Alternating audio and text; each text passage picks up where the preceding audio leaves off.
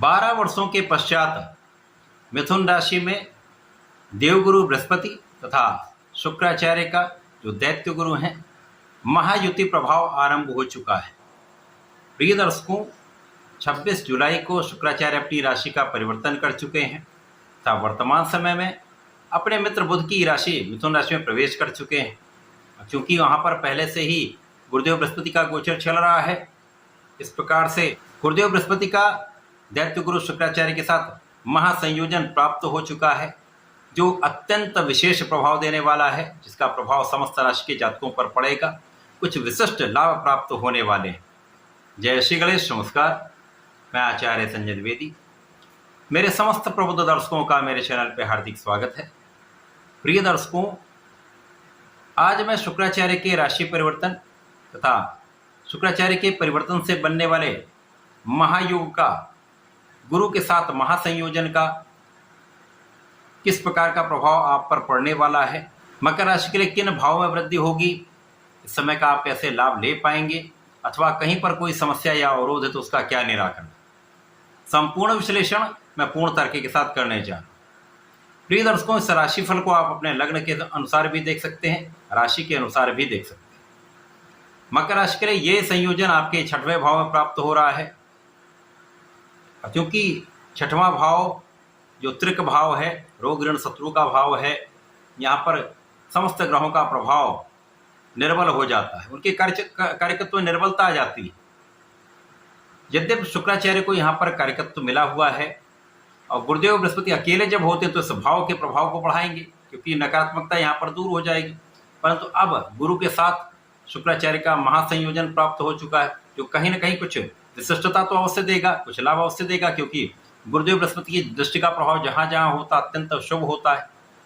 परंतु जिस भाव में है उस भाव में कहीं ना कुछ निर्बलता भी प्राप्त होगी। मकर राशि के लिए शुक्राचार्य जो आपके कार्यक्षेत्र के स्वामी हैं तथा आपके पंचम के स्वामी, गुरुदेव बृहस्पति आपके द्वादश के स्वामी हैं तथा आपके पराक्रमेश है। अब यहाँ पर इन दोनों ग्रहों का जो योग प्राप्त हो रहा वो त्रिक भाव में है। यहाँ पर गुरुदेव बृहस्पति तो विपरीत राजयोग में होकर बलवान हो चुके। अब विपरीत राजयोग एक ऐसा राजयोग है जब आपको विपरीत परिस्थितियों में भी लाभ देता है। जब आप आशा नहीं करते मेरा काम बनेगा, तब आपका काम बन सकता है, तब आपके कामों में प्रगति हो जाती है। जब आप ऐसी इच्छाएं नहीं रखते कि मेरी ये इच्छा अभी पूर्ण हो पाई, वो इच्छा पूर्ण हो जाती है। शुक्राचार्य रोग ऋण शत्रु के भाव में होंगे, कुछ निर्बल अवस्था होंगे। गुरु के साथ में होकर एक शंख नामक महाराज योग बनता है, जो आपको ज्ञान भी देगा, आपको धैर्य भी देगा, आपको योग्य भी बनाएगा, आपको शिक्षित भी करेगा, आपको ऐश्वर्यशाली भी बनाता है, धन का भी लाभ कराता है, भोग विलास भी देता है। अब चूंकि ये भाव इसी प्रकार का है, तो यहाँ पर इस समय का लाभ लेने के लिए आपको सर्वप्रथम तो अपने भोग विलास से दूर रहना होगा, किसी भी प्रकार के व्यसन से दूर रहना होगा, किसी भी ऐसे सहयोगी मित्र से दूर रहना होगा जो आपको भ्रमित करते हैं। स्वार्थी मित्रों से दूर रहने का यहाँ पर आपको प्रयत्न करना चाहिए। इस समय में किसी भी स्त्री का अपमान ना करें, इस समय में किसी भी प्रकार के विवाद में ना पड़े। यदि आप ऐसा करते तो बहुत कुछ समस्या यहाँ पर सॉल्व हो जाए। अब दोनों गुरुओं का महासंयोजन आपको कुछ यात्राएं कराएगा, यात्राओं में लाभ भी देगा। देश विदेश के क्षेत्र से यदि आप संबंधित हैं, उनसे संबंधित होकर किसी कार्य में हैं, विदेश में रहकर नौकरी करते हैं, व्यापार करते हैं, या यहाँ पर ही रहकर वहाँ से संबंधित हैं, तो एक अच्छा लाभ तो निश्चित रूप से प्राप्त होगा। धन का विशेष लाभ आपको प्राप्त होगा, धन के मार्ग बनेंगे। धन के लिए आपको बहुत प्रयत्न नहीं करना पड़ेगा, परंतु धन के बचाने में आपको प्रयत्न करना पड़ेगा। यहाँ पर आपको वाणी संयमित रखनी चाहिए। परिवार का सहयोग लेना है तो वाणी को संयमित रखिए। यहाँ पर यदि आप ऐसा कर ले तो बहुत कुछ समस्याएं अपने आप निस्तारित तो हो जाए। इस समय में कुछ व्यय बढ़ सकते हैं, जब आपकी यात्राएं होंगी आपका कुछ व्यय होगा। इसी प्रकार से यदि आप अपने सुख सुविधाओं को बढ़ाते हैं तो कुछ व्यय होगा, अपने ऐश्वर्य में कुछ व्यय करते हैं तो कुछ व्यय होगा। अनावश्यक किसी प्रकार के व्यय से आपको बचना चाहिए। इस समय में आप अपने ऋण से मुक्त हो सकते हैं, तो यहां पर यदि आपने व्यय किया तो ये बहुत अच्छा, आप अपने ऋण से मुक्त हो सकते हैं। यहां पर शत्रुओं पर नियंत्रण होगा, कानूनी समस्याओं में आपका पक्ष बलवान रहेगा, आप विजयी रहेंगे। इसी प्रकार से कार्य क्षेत्र में आ रही समस्याओं का निस्तारण होगा। हो सकता है उतना लाभ अभी ना मिले, परंतु जैसे जैसे ये गोचर आगे बढ़ेगा आपको लाभ प्राप्त होने आरंभ हो जाए।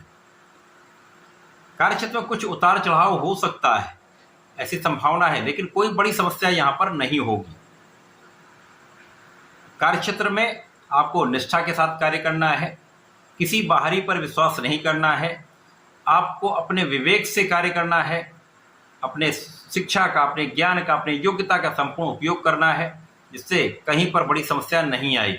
यदि कहीं पर कोई समस्या आती है, आप निर्णय नहीं ले पाते हैं, तो अपने घर के बड़ों से आप सलाह ले सकते हैं, गुरु से आप सलाह ले सकते हैं। तो यहाँ पर आप ऐसा करें तो आपके लिए एक अच्छा समय है, आपको इनका हल अवश्य प्राप्त होगा। इस समय आप परिश्रमी तो अवश्य रहने वाले हैं, क्योंकि जब कुछ स्थितियां विपरीत होती हैं, इसीलिए विपरीत राजयोग यहाँ पर आपको प्राप्त हो रहा है। जब स्थितियां विपरीत होती हैं तब उस समय आप बहुत एक्टिव हो जाते हैं। जब आप एक्टिव होंगे तो आप अपना संपूर्ण प्रयास करेंगे, साथ ही साथ आप अलर्ट भी होते हैं, आप बहुत सोच विचार कर कार्य करते हैं, तो त्रुटि की संभावना कम हो जाती है।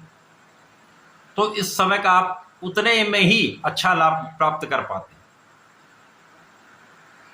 समस्याओं से आप बच जाते हैं। इस समय में भाई बहनों का सहयोग प्राप्त होगा, अच्छे मित्रों का साथ मिलता है। यदि आप उनका मार्गदर्शन लेते हैं, उनसे सहयोग बनाकर रखते हैं, तो ये अच्छा सहयोग यहाँ पर आपको प्राप्त होगा। इस समय में जो व्यापारी गण हैं, बड़े इन्वेस्टमेंट करने से बचें, यदि करना ही है तो उसके लिए सलाह ले लें। अचानक धन प्राप्ति से या इस प्रकार से जहां पर जल्दी धन प्राप्त होने का कार्य होता, वहां से आपको बचना चाहिए, क्यों ऐसे में हानि की संभावना हो। इस समय में यदि आप अपने योग्यता का, अपने ज्ञान का समुचित उपयोग कर लेते हैं, धैर्य रखते हैं, तो इस समय में आप इस समय का उपयोग भी कर पाएंगे, लाभ भी ले पाएंगे। अब क्योंकि शुक्राचार्य ऐसे ग्रह हैं जो ऐश्वर्य, धन, वैभव, सुख संपदा का अर्जन कराते हैं, परंतु यहाँ पर निर्बल हो गए। ऐसे में आपके पास सुख संपदा होते हुए भी, सुख साधन होते हुए उनका संपूर्ण उपयोग आप नहीं कर पाते, उनका बहुत बड़ा लाभ आपको प्राप्त नहीं हो पाता।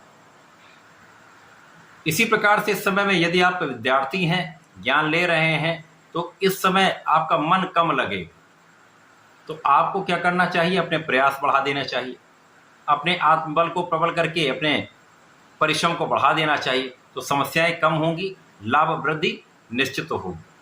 जो जातक प्रतियोगिता परीक्षा की तैयारी करें, उनके लिए कहीं ना कहीं उतार चढ़ाव का समय है, तो मन को एकाग्र रखना चाहिए, कंसंट्रेट होकर अपने क्षेत्र में लगे रहना चाहिए।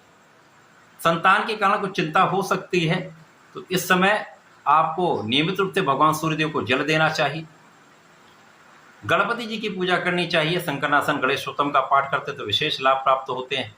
इसी प्रकार से इस समय में यदि भगवान शिव पर प्रत्येक शनिवार को जलार्चन करके दूध से अभिषेक कर लेते हैं, शहद अर्पित करते हैं, चंदन की सुगंधि का अर्पण करते हैं, तो विशेष लाभ आपको प्राप्त होंगे। इस समय का आप संपूर्ण लाभ ले पाए, तो ऐसा करके इसका लाभ लें। धन्यवाद, नमस्कार।